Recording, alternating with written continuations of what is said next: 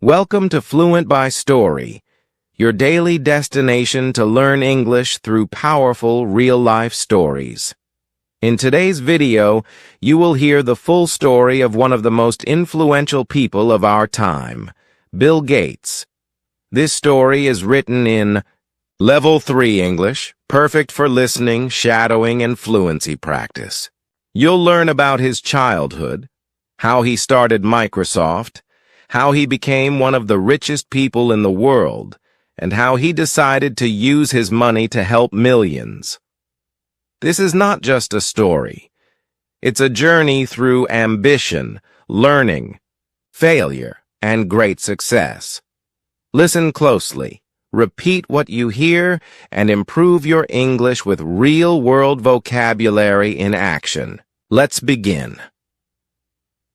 Bill Gates, one of the most famous names in the modern world, was born on October 28, 1955, in the city of Seattle, Washington, USA.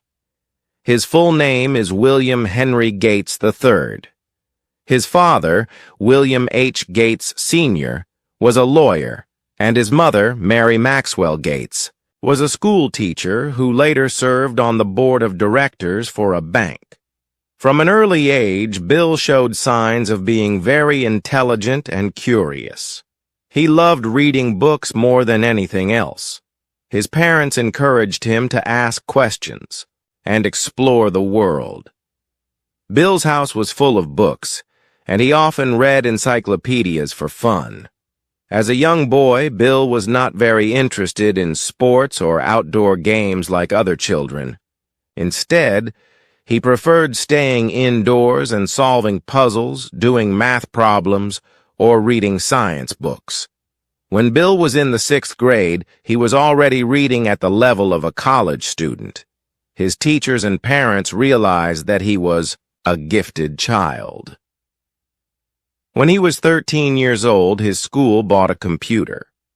This was a very big deal at the time because computers were very rare and expensive in the 1960s. Most schools didn't have them, but Bill's school was lucky. The computer was big, slow, and used punch cards to run programs. But even so, Bill fell in love with it. He was fascinated by how the computer worked and wanted to learn everything about it. Bill spent many hours after school learning how to use the computer. He started writing his own small programs using a language called BASIC. His first program was a simple game where the player had to guess a number. He didn't just play with the computer. He studied it, tested it, and even found ways to improve the software.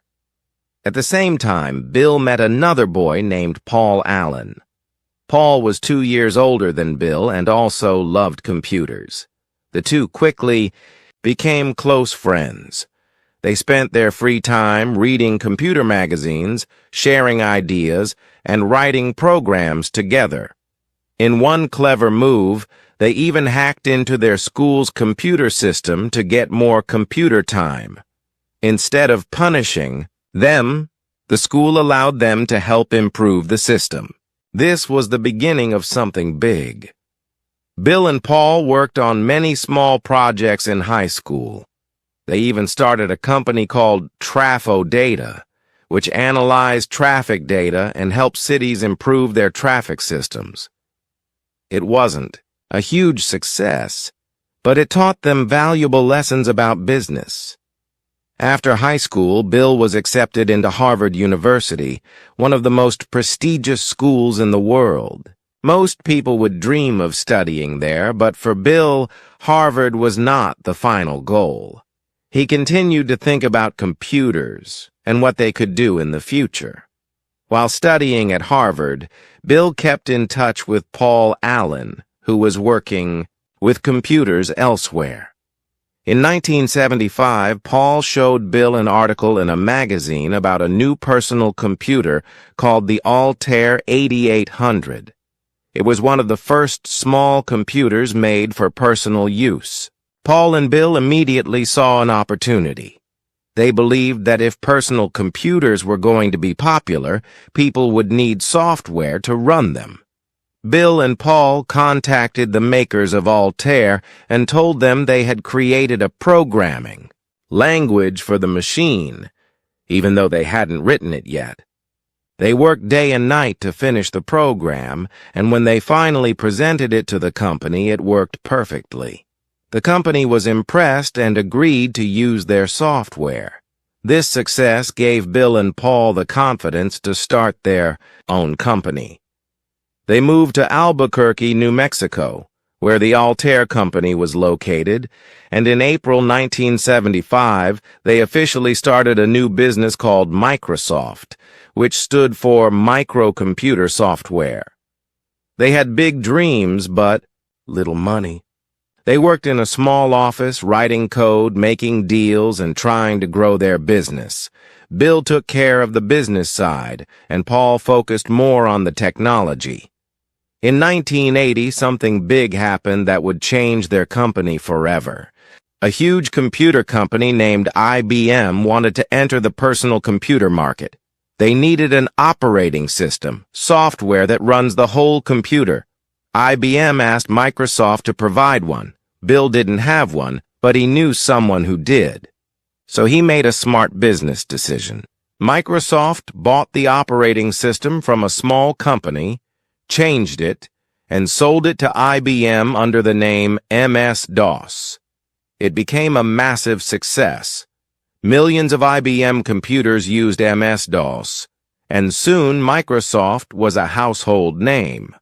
After that, Microsoft created Windows, a new kind of operating system with a visual interface. Instead of typing commands, people could now click on icons and use a mouse. Windows became incredibly popular and was installed on almost every computer in the world. With each success, Microsoft grew and Bill Gates became richer. By the time he was in his 30s, he was already a billionaire. But money didn't change him much. He still wore simple clothes, worked long hours, and focused on making the best software possible. Bill believed that computers could help people everywhere learn, communicate, and solve problems. He also became a very tough businessman. Some people criticized Microsoft for being too powerful or not playing fair in the business world. The U.S. government even took Microsoft to court for being a monopoly. But through it all, Bill kept working and thinking about the future. In 2000, after 25 years of building Microsoft, Bill decided to step down as CEO and focus on something new: philanthropy. That same year, he and his wife Melinda started the Bill and Melinda Gates Foundation. Their goal was to use their money to help people around the world. The foundation focused on global health, education, and reducing poverty. They gave billions of dollars to fight diseases like malaria, improve schools, and support clean water projects. Bill traveled to many poor countries, talked to doctors, scientists, and teachers, and learned about the challenges people faced. He wanted to help not by giving money alone, but by finding smart, long-term solutions. Bill believed that every life has equal value and that rich people should use their wealth to help others. Over time, the Gates Foundation became one of the largest and most respected charities in the world. Bill also encouraged other billionaires to give away their money. He started something called the Giving Pledge, where rich people promise to give most of their wealth to help others. Bill Gates is no longer the richest man in the world, but he is still one of the most important. He spends his time reading, thinking, meeting with experts, and trying to make the world a better place. His story shows us that success is not just about money. It's about learning, growing, and helping others. Bill started as a curious boy who loved books and computers. He became a tech giant who changed how we live and work. And now he is a global leader in the fight for a healthier, fairer world. His journey is not only a story of success, but a lesson in vision, hard work, and the power of giving back. Thank you for listening to the story of Bill Gates on Fluent by Story. If this inspiring journey helped you improve your English, please click like, hit subscribe, and share it with others learning English. Listening to real stories helps build fluency, confidence, and vocabulary naturally.